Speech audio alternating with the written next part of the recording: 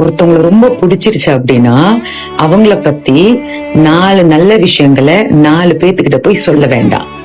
ஏன் தெரியுங்களா இத சொல்றேன்? இன்னைக்கு உங்களுக்கு பிடிக்கிறதுனால அவங்கள பத்தி 4 என்ன 40,000 கூட நல்ல விஷயமா 4 பேத்துட்டு போய் சொல்லுவீங்க. இதே ஒரு காலகட்டத்துக்கு அப்புறம் பிடிக்காம போயிருச்சுன்னா அவங்கள பத்தி நல்லதா சொன்ன அதே உங்களுடைய வாய் அவங்கள பத்தி 4 இல்ல 40 இல்ல 4 லட்சம் விஷயங்களை கெட்டதா சொல்லும். ஒரு விஷயம் சொல்றேங்க, பிடிச்சா பழகுங்க, பிடிக்கலன்னா ஒதுங்கிருங்க. பிடிச்சிருக்குன்னா நல்லவங்க, பிடிக்கலன்னா கெட்டவங்கன்னு ஒருத்தவங்களுக்கு நீங்களே பட்டம் கொடுக்காதீங்க. ஒரு சில காரணங்கள், ஒரு சில சூழ்நிலைகள் உங்களுக்கு ஏத்த மாதிரி அவங்க இல்லாம இருந்திருக்கலாம், இல்ல அவங்களுக்கு ஏத்த மாதிரி நீங்க இல்லாம இருந்திருக்கலாம். அதுக்குன்னு ஒருத்தவங்க கெட்டவங்களா ஆயிருவாங்களா? கிடையாதுல. அதனால உங்களுக்கு ஒருத்தவங்க பிடிச்சிருக்கா மனசுக்குள்ள வச்சுக்கோங்க. யாருக்கிட்டயும் சொல்லவும் வேணாம், புகழவும் வேணாம். அதே போல பிடிக்காம போயிட்டாலும் யாருக்கிட்டயும் சொல்லி திட்டவும் வேணாம்.